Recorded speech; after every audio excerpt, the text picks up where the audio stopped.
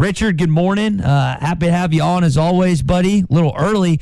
I was listening to Kendall Rogers on the Razorback Daily, and he's talked about the upping in recruiting Dave Van Horn has done with this baseball program. And Tommy always talks about that Dave doesn't recruit, he selects. In the last few seasons, I know you cover basketball and football more extensively, but have you seen a rise in the level of recruiting for Arkansas baseball?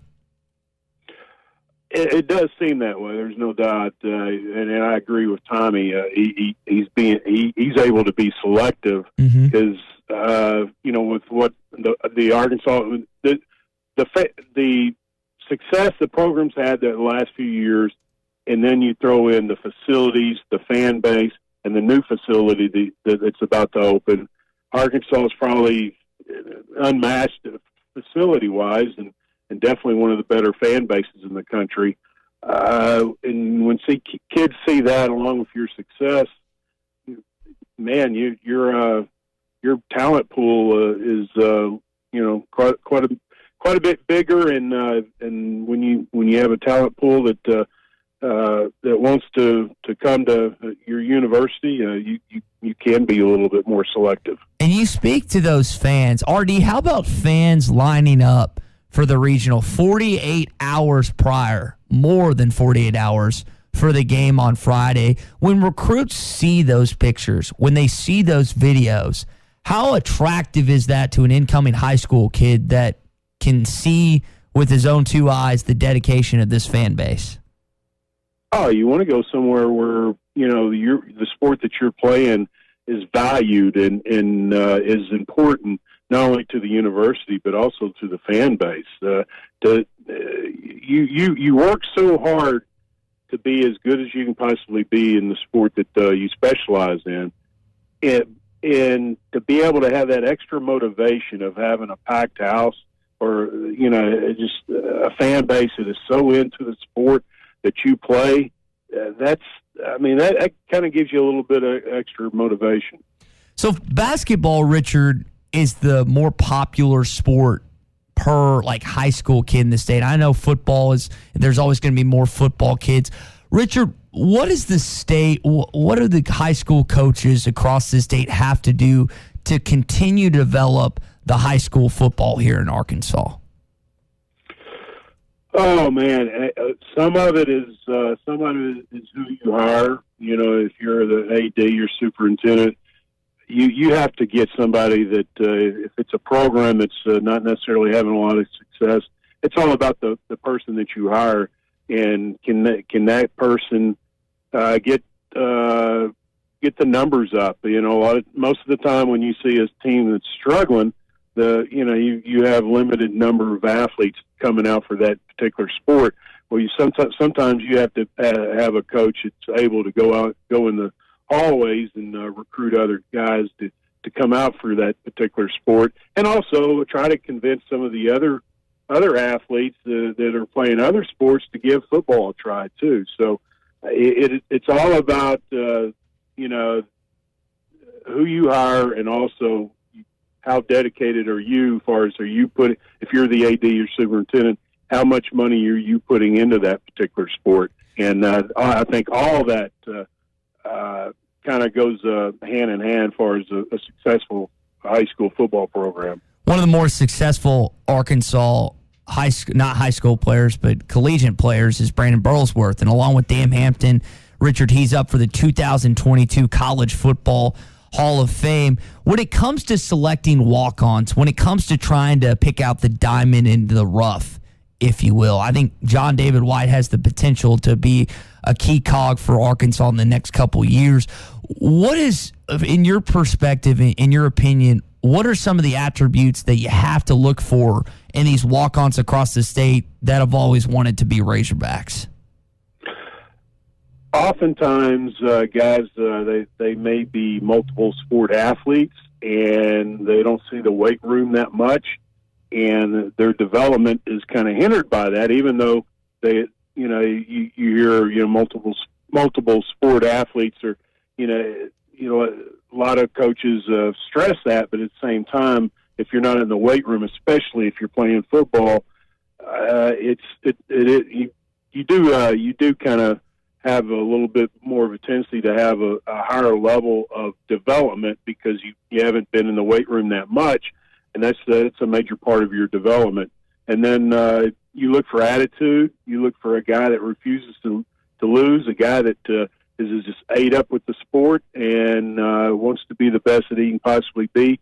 You do a lot of research talking to the high school coaches. You also do research with some of the teachers and kind of find out the makeup of that particular kid, and you try to find the right kid that's willing to grind and not necessarily see immediate results, but maybe in 2 or 3, 4 years see the field and be one of those guys that contributes near the end of his career. But you may have some guys like a John David White, like you said, that can contribute right off the bat. Maybe not as a freshman, but maybe as a sophomore. It's Recruiting Thursday. We're talking with Richard Davenport a little early this morning. RD, I think a lot of Morning Rush listeners are kind of wondering what the college weight program looks like. I was talking to a football player yesterday, and he was talking to me a little bit about the workouts. What's the transition like from going to a high school weight program, RD, to going to what Arkansas has up there on the hill, a collegiate weight program? Well, and I think probably the number one thing is nutrition. The focus on nutrition when you get to the college level is just on a different level. What you put in your body, in high school, you just grab and go, and you may eat a little bit too much fast food, and you're not really watching what you're putting into your body. But when you get on the college level, it's all about diet. And obviously, in the weight and conditioning program, if you put in junk, you're going to hinder. If your diet is junk, it's going to hinder your development, and that's something that I think that is a big focus when you go from high school to college. So your craft beers and my fried food and pizza, that's a hindrance to our development, sounds like. It is definitely mine, I can assure you that. Oh, man. Richard, the Arkansas softball team got some good news. You had a couple All-Americans that were named yesterday. We were speaking a little bit to baseball earlier. We'll talk some basketball question coming up. But one of the things I think Courtney Deifel has done with this softball program is grow the development across the state. These young ladies are seeing this great Arkansas softball team that made it all the way to the Super Regional, had a track record of success. How much have you seen the Arkansas softball side of things growing? I know that's not necessarily your territory extensively, kind of like baseball, but have you heard things? Have you seen an up in participation softball across this state? I'm sure it hasn't hurt when you have a coach that has taken a program from nothing to something to one of the top programs in the country in such a short period of time. I think it does kind of give that particular sport a shot in the arm, and kind of makes other athletes, young ladies, kind of look at the sport a little bit more if they haven't considered it. And anytime a sport is doing exceptionally well at the University of Arkansas, that's motivation for the athletes inside the state to take a look at it and kind of you kind of think, hey, that's something maybe I need to take a look at it if I'm not already in it. Yeah, no, that's a great point. All right, Richard, before we let you go, basketball-wise, we haven't talked a lot of it lately. It's been predominantly Arkansas baseball, some football sprinkled in. Who are some basketball guys that Arkansas needs to be aware of in the next upcoming month or so? Well, you got two. Well, you got three official visitors on campus right now. Two will be leaving today. Darian Ford from Magnolia, Khalil Ware from North Little Rock will leave today. Barry Dunning, a small forward from Mobile, Alabama, arrived last evening, and he'll leave on Friday. But this is obviously the first few days of the open period for college athletes or high school athletes to visit college campuses.